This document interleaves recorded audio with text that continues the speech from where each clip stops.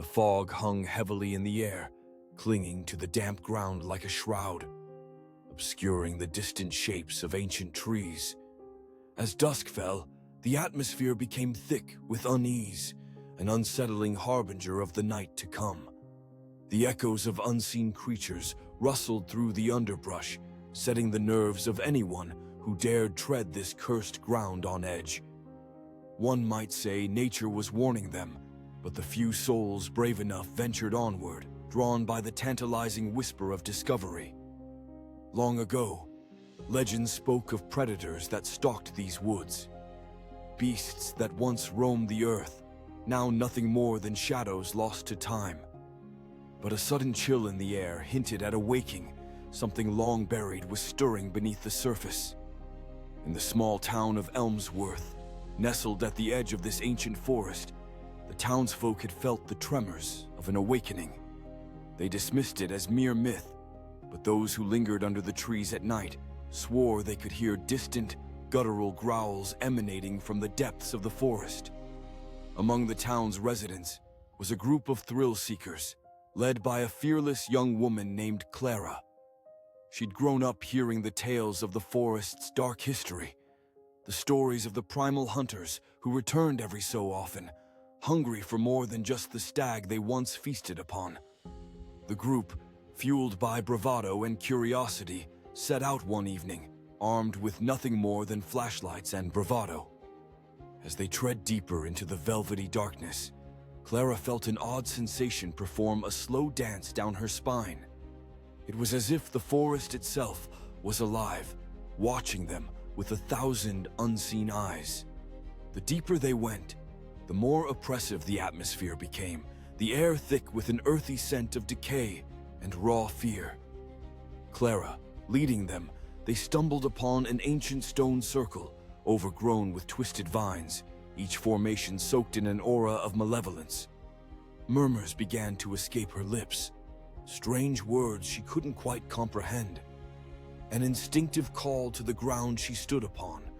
The others looked on in confusion, and as she dropped to her knees, running her fingers across the cracked stones, feeling a pulse, a momentary connection with the ruthless past. Suddenly, the darkness thickened, swirling unnaturally, forming indistinct shapes. Shadows cavorted just beyond the reach of their flashlights, too quick to comprehend. A low growl rumbled through the circle, and then another, louder, more urgent. Panic gripped the group as they huddled together, their bravery dissolving into fear.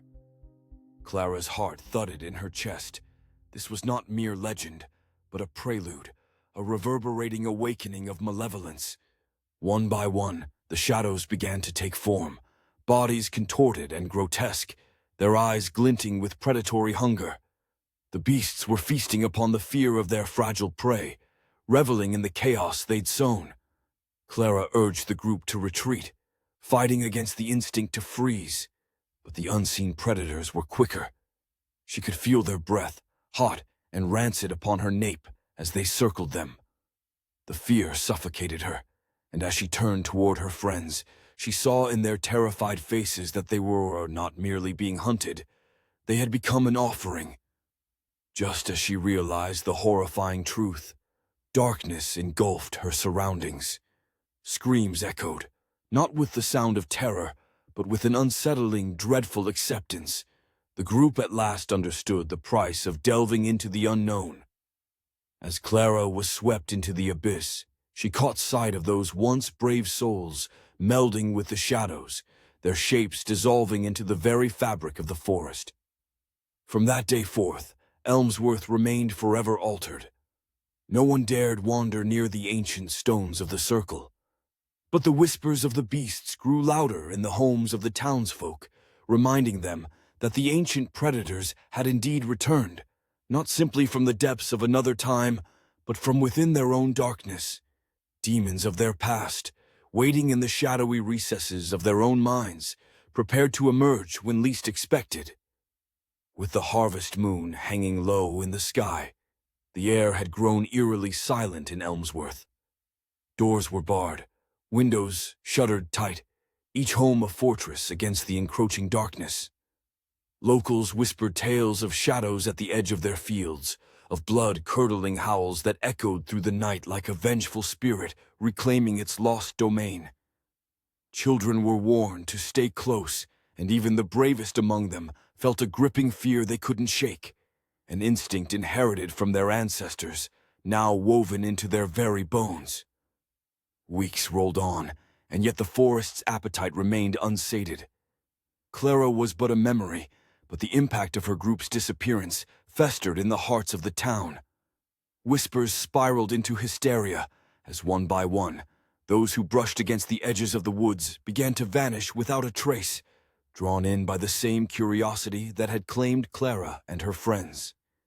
Each absence left a mark, a palpable void, and soon the townsfolk cast glances not just at the trees beyond the horizon, but at one another, suspecting that something terrible had been unleashed deep within.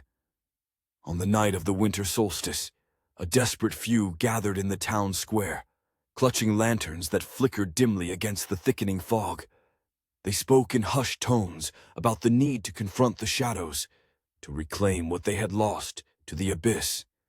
Among them stood Henry, Clara's closest friend, who was determined to seek vengeance or redemption for those who had vanished, believing he could harness the courage of their shared memories.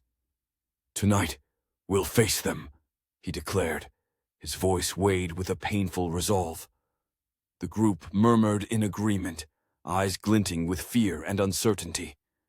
Time would tell if bravado could fill the void where Clara had once stood, or if it would only summon further calamity. They trekked through the mist, the trees standing like solemn sentinels, deeper into the forest that had so eagerly consumed Clara and her friends. As they approached the stone circle, the air grew charged with energy, crackling as though a storm were brewing. The moonlight barely penetrated the shroud overhead, illuminating the stones just enough to reveal the stark outlines of twisted, gnarled forms lurking within the shadows, watching, waiting. As they stepped into the circle, an uncanny stillness enveloped them. The creatures, hungry and spiteful, materialized from shadow, their forms indistinct yet hauntingly familiar. Had they not been once human? A shard of Clara's laughter echoed, persisting in the air like a siren's call, beckoning them closer, closer still to the edge of lunacy. In that moment, memories jerked into view, flashes of laughter, moments of vulnerability shared, summers spent below the sun's embrace, oblivious to the dark fate that awaited them. Those fleeting recollections morphed, distorting into grotesque parodies, as the beasts shimmered, twisting further into the tortured essence of the lost. Clara's smile was there, but now it became a grimace, an echo of a soul trapped between worlds, eternally yearning for release. "Clara!" Henry shouted, the name slipping from his tongue like a prayer. It echoed against the stones, inciting a turbulent growl that reverberated within his chest. The hunger within the shadows intensified as one stepped forward, its eyes flickering like dying embers.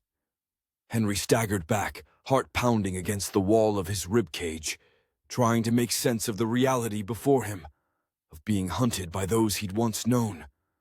Compelled by instinct, the group fractured. Desperation pulled them away, fleeing in various directions, piercing the fog and branches that clawed at their skin, their gasps of terror merging with guttural howls. But there was no sanctuary left. The forest had enveloped every path, every escape.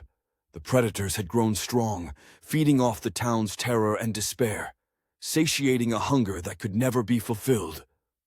One by one, they fell, their wills crumbling as the shadows grasped them in an embrace that was both suffocating and intoxicating. Cries echoed through the night, fading into a tapestry of despair. Only Henry remained, standing at the heart of the stone circle, battling between recognition and hopeless abandon. Clara's specter loomed larger, bright and maddening, whispering promises of comfort for all who surrendered. "No, I refuse!" Henry felt his hand close around a jagged edge of stone, the ancient allure that had once drawn Clara in, and he plunged it deep into his own flesh, not in sacrifice, but in defiance. From the gushing wound, he cried out Clara's name, the sacrifice of remembering reinforcing his resolve. In an instant, the beast that wore her visage faltered, recoiling as if light had pierced the shadows. The circle quaked with horror at the strength of memory laced with grief. Henry found himself standing alone in the moonlight, the beasts vanishing into nothingness. The veil of darkness lifted to expose the ruin they had wrought, nothing more than echoes of flesh and bone against the ground. But as the dawn light broke through the cold mist, something lingered. A whisper, a promise. Clara's laughter entwined itself with the breeze, threading through Elmsworth. The town awoke with a mournful remembrance, forever haunted by the costs of curiosity. And from the deep recesses of the ancient forest, shadows continued to grow, waiting patiently as the veil thinned, inevitably stirring to life once more.